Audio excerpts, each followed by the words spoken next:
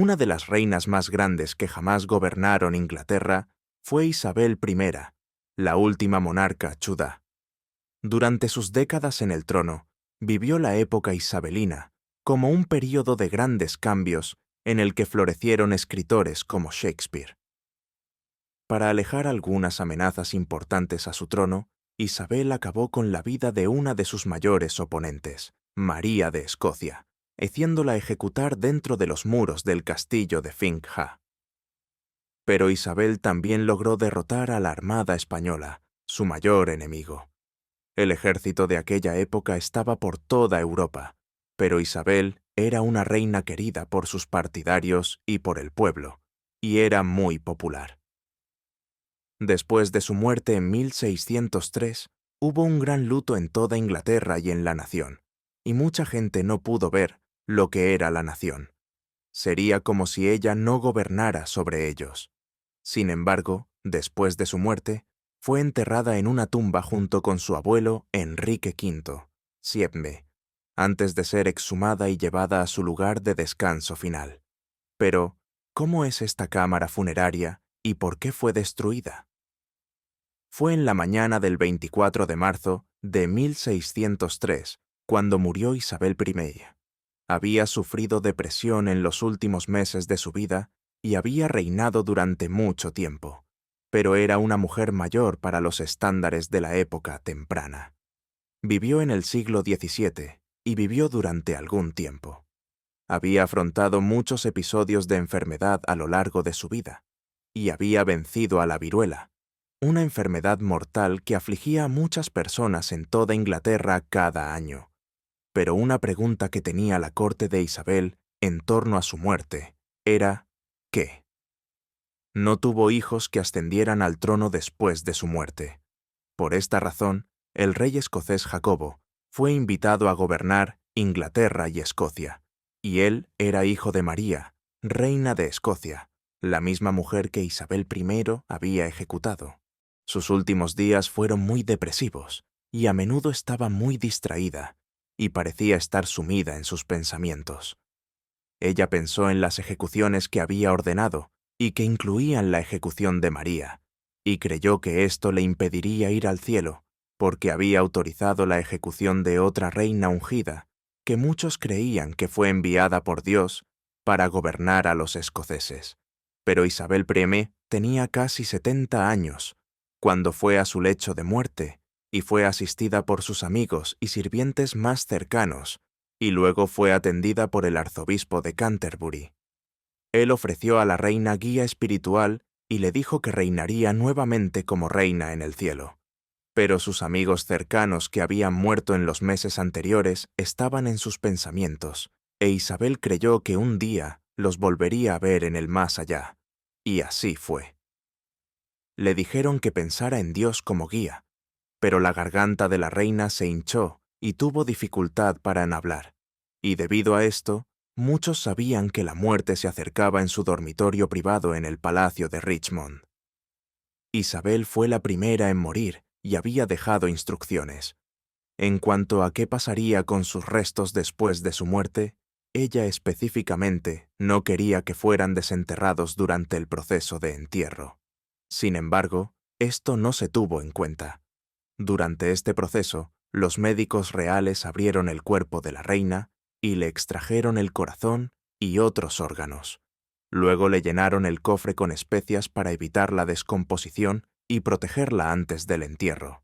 Sin embargo, resultó ser la decisión correcta, ya que se cree que su cuerpo explotó durante la procesión a su tumba en la abadía de Westminster debido a la liberación. La explosión de una serie de gases y que la explosión luego incluso SP destrozó el ataúd y causó daños.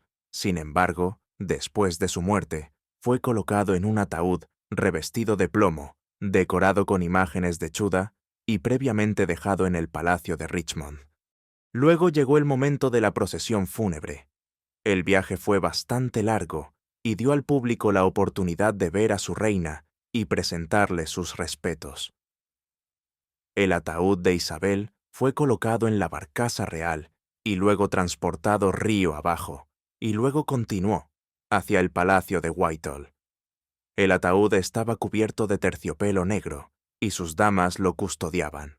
Sin embargo, se afirmó que durante la procesión del Temp que la OES realizó a cada campanada, corrieron lágrimas, y fue un espectáculo muy triste, escribió un espectador. Desde la procesión fúnebre que comenzó el día 28 de abril de 1603, cuando la ciudad de Westminster estaba en disputa y los habitantes del canal acudieron a ver los entierros, se produjeron suspiros, gemidos y llantos tan generales como nunca antes se había visto o conocido en la memoria del hombre. También sobre Isabel en el ataúd estaba su efigie funeraria, vestida con sus ropas parlamentarias, y en la cabeza de la efigie estaba la corona de la reina. En sus manos estaban los cetros del poder, y esto era significativo, ya que era una novedad para ella. La mayoría de ellos habían visto una foto de su reina cuando el ataúd llegó a la abadía de Westminster. Fue llevado a la iglesia por el imán de la guardia, y el funeral de la reina fue dirigido por el decano Andrews de Westminster. Luego su ataúd fue llevado a la abadía.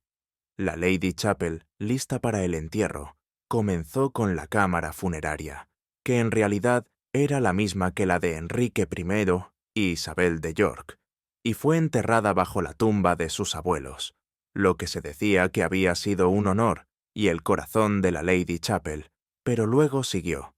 Su cuerpo fue posteriormente trasladado a Jaime I. El sucesor de la reina estaba decidido a ganarse a su nueva población, y una forma de lograrlo fue honrando a Isabel, ya que era tan popular que ordenó la construcción de una gran tumba para ella. También ordenó que exhumaran a Elizabeth y luego la trasladaran a otra cripta. Se decía que la tumba era el lugar de descanso de su media hermana María I, y luego se dijo que el ataúd de Isabel debía colocarse directamente sobre el ataúd de María para expresar su dominio sobre su media hermana. Durante su reinado, esta tumba de Isabel era enorme y todavía se mantiene en pie. Fue enterrada en una habitación frente a su rival, María Estuardo, reina de Escocia. Se dijo que se pagaron 46 chelines y 4 chelines por el retiro del cuerpo de Elizabeth y luego por su entierro.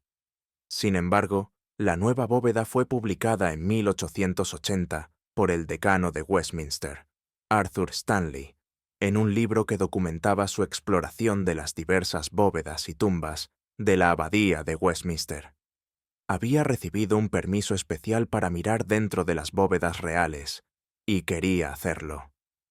Para encontrar el ataúd del rey Jaime I, lo encontró en la tumba de Enrique I y de Isabel de York. Por eso, Jacobo había sacado a Isabel I de esa tumba para poder ser enterrado en ella, pero luego Arturo Stanley fue en busca de ella. Descubrió otras habitaciones de la bóveda real y se encontró con un pasaje subterráneo en el extremo oriental de la tumba de Isabel I, donde encontró una pequeña abertura en la pared por donde luego se deslizó y entró en la cámara funeraria de Isabel I y María I. Al principio no había otros ataúdes además del de Isabel. Los primeros restos habían estado enterrados durante 2 siglos. Escribió sobre lo que había visto y dijo que, sin embargo, las excavaciones habían dejado casi expuesto el muro, inmediatamente en el extremo oriental del monumento a Elizabeth y a través de una pequeña zanja. A través de la abertura, se accedía a una bóveda baja y estrecha directamente debajo de su tumba. Quedó inmediatamente claro que contenía 2 ataúdes, y solo 2, y no podía haber duda de que estos contenían a Isabel y a su hermana María, siendo el superior más grande y más claramente formado. La forma del cuerpo se parecía a la de María, reina de Escocia. Por otra parte, no había ningún desorden o descomposición, excepto que la madera del centro había caído sobre la cabeza del ataúd de Isabel y que la caja de madera se había roto por los lados y se había desprendido una parte. No se pudo descubrir ninguna losa del ataúd en la bóveda de la tapa deteriorada. Pero afortunadamente, la tenue luz cayó sobre un fragmento ligeramente tallado de la tapa, lo que condujo a una mayor búsqueda y al descubrimiento de la inscripción original. Allí estaba la insignia de Chea, una rosa doble completa, profunda pero simple. En el centro de la tapa, delineándose a cada lado, estaban las iniciales de agosto, ER, y debajo, la memorable fecha, 1603. La tapa del ataúd también estaba decorada con un panel estrecho y moldeado. Sobre el techo de olmo de 1,5 pulgadas se colocó un fino roble de un espesor de 1,5 pulgadas. El agujero estaba cubierto con terciopelo de seda roja, gran parte del cual quedó adherido a la madera y cubría no solo los lados y los extremos, sino también el ornamentado techo de roble, como si fuera la madera desnuda.